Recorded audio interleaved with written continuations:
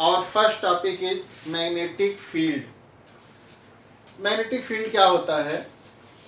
कोई भी अगर एक बार मैग्नेट हो तो बार मैग्नेट के अराउंड स्पेस, किसी बार मैग्नेट के आसपास का स्पेस जहां पर कोई मैग्नेटिक नीडल टॉर्क एक्सपीरियंस करती है, तो किसी मैग्नेट के आसपास का स्पेस जहां पर कोई मैग्नेटिक नीडल टॉर्क एक्सपीरियंस करती है, उसी स्पेस को मैग्नेटिक फील्ड बोलते हैं।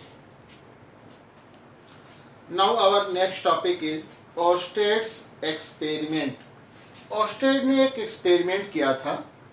उन्होंने एक स्ट्रेट वायर AB लिया और इस स्ट्रेट वायर AB को एक मैग्नेटिक नीडल के जस्ट ऊपर नॉर्थ साउथ डायरेक्शन में क्लैंप से टाइटली कस दिया। अब चूंकि कोई भी magnetic needle always north south direction में ही ठहरती है, तो ये जो वायर AB है, ये वायर AB भी नॉर्थ साउथ डायरेक्शन में बिल्कुल मैग्नेटिक नीडल के पैरेलल है। फिर ओर्स्टेड ने वायर AB को एक सेल से कनेक्ट करके वायर AB में करंट फ्लो किया। जैसे ही वायर AB में करंट फ्लो किया गया फ्रॉम A टू B या साउथ से नॉर्थ डायरेक्शन में, तो एक चीज ये ऑब्जर्व की गई कि मैग्नेटिक नीडल का जो नॉर्थ पोल था ये लेफ्ट साइड में डेविएट हो गया, रोटेट हो गया। फिर ओर्स्टेड ने इसी एक्सपेरिमेंट को अपोजिट डायरेक्शन में रिपीट किया।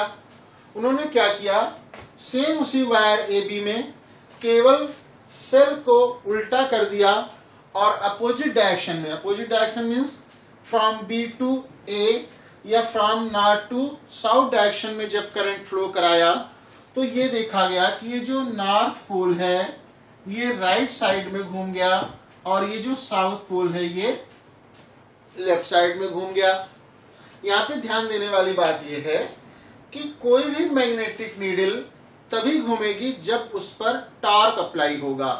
तो मैग्नेटिक नीडल घूम रही है, इसका मतलब है कि इसके ऊपर टॉर्क अप्लाई हुआ। और ये टॉर्क क्यों अप्लाई हुआ? क्योंकि इस कंडक्टर में करंट पास की गई। तो इससे एक कंक्लूजन ये निकला कि कोई भी करंट कैरिंग कंडक्टर अपने आसपास के स्पेस में मैग्नेटिक फील्ड डेवलप करता है और उसी मैग्नेटिक फील्ड की वजह से इन मैग्नेटिक नीडल्स पर टॉर्क काम कर रहा है। तो ओर्स्टेड एक्सपेरिमेंट का कंक्लूजन ये रहा कि current carrying conductors magnetic fields create करते हैं और ये जो मैग्नेटिक फील्ड होता है ये कंडक्टर के आसपास सर्कुलर, बिल्कुल चक्करदार होता है। और किसी भी कंडक्टर के आसपास जो मैग्नेटिक फील्ड डेवलप हो रही है उसका डायरेक्शन पता किया जाता है राइट हैंड थंब रूल से। उसका तरीका ये होता है, जैसे ये मान लीजिए एक वायर है, इस वायर में करंट का डायरेक्शन ऊपर की ओर है, तो कंडक्टर में जिस डायरेक्शन में करंट फ्लो हो रही हो अपने राइट हैंड का थंब आप उस डायरेक्शन में लगाएंगे। जैसे अगर करंट ऊपर की ओर पास हो रही है तो दाहिने हाथ का अंगूठा ऊपर की ओर होना चाहिए। इसके बाद जब आप मुट्ठी बंद करते हैं तो ये 4 उंगलियां जिस डायरेक्शन में घूम रही हैं यही मैग्नेटिक फील्ड का डायरेक्शन है। मतलब अगर वायर में करंट ऊपर की ओर है तो मैग्नेटिक फील्ड का डायरेक्शन ऐसे होगा।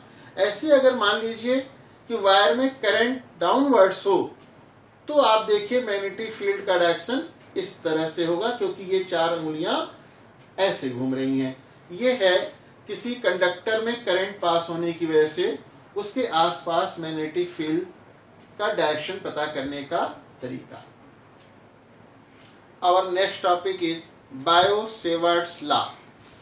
ओर्स्टेड ने अपने एक्सपेरिमेंट में ये तो बताया कि जब किसी कंडक्टर में करंट फ्लो करते हैं तो कंडक्टर के आसपास मैग्नेटिक फील्ड डेवलप हो जाती है।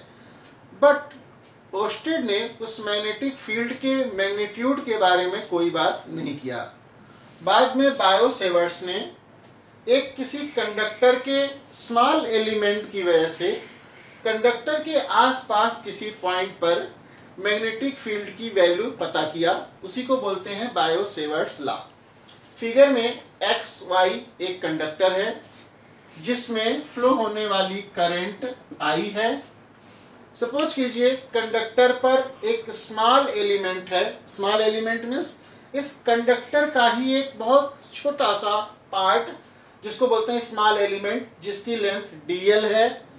सपोज कीजिए इस एलिमेंट से r डिस्टेंस पर कोई पॉइंट P है, तो इस पॉइंट P पर मैग्नेटिक फील्ड की वैल्यू पता करना है, लेकिन पूरे कंडक्टर की वजह से नहीं, केवल कंडक्टर के स्मॉल एलिमेंट की वजह से। तो पॉइंट P पर मैग्नेटिक फील्ड की वैल्यू 4 चीजों पर डिपेंड करती है। पहला, पॉइंट P पर मैग्नेटिक फील्ड dV कंडक्टर में करंट I के डायरेक्टली प्रोपोर्शनल होता है। नंबर 2, पॉइंट P पर मैग्नेटिक फील्ड की वैल्यू एलिमेंट की लेंथ के डायरेक्टली प्रोपोर्शनल होती है। तीसरा, पॉइंट P पर मैग्नेटिक फील्ड की वैल्यू इस एलिमेंट में करंट का डायरेक्शन और एलिमेंट को पॉइंट P से ज्वाइन करने वाली लाइन के बीच बनने वाले एंगल के साइन के डायरेक्टली प्रोपोर्शनल होता है। और फोर्थ है कि इस एलिमेंट की वजह से पॉइंट P पर मैग्नेटिक फील्ड की वैल्यू एलिमेंट से पॉइंट P तक की डिस्टेंस के स्क्वायर के इनवर्सली प्रोपोर्शनल होता है। जब आप इन चारों थिंग्स को इकट्ठा करते हैं तो आपको मिलता है dV proportional to I dl sin theta upon r square. जब आप ये हटाते हैं प्रोपोर्शनलिटी, जब आप इक्वल साइन लगाएंगे तो आपको यहाँ पे एक कांस्टेंट इंट्रोड्यूस करना पड़ेगा और वो कांस्टेंट है म्यू 0 अपॉन 4 पाई। इस तरह से पॉइंट P पर मैग्नेटिक फील्ड की वैल्यू है dV equal to mu 0 upon 4 pi I dl sin theta upon r square. यहाँ पे म्यू 0 को फ्री स्पेस की मैग्नेटिक परमिएबिलिटी बोलते हैं। Mu 0 is magnetic permeability of free space और म्यू 0 की वैल्यू होती है 4 pi into 10 to the power -7। और इस तरह से अगर आप 4 पाई को इधर कर देते हैं तो आपके कांस्टेंट म्यू 0 अपॉन 4 पाई की वैल्यू होती है 10 टू द पावर -7।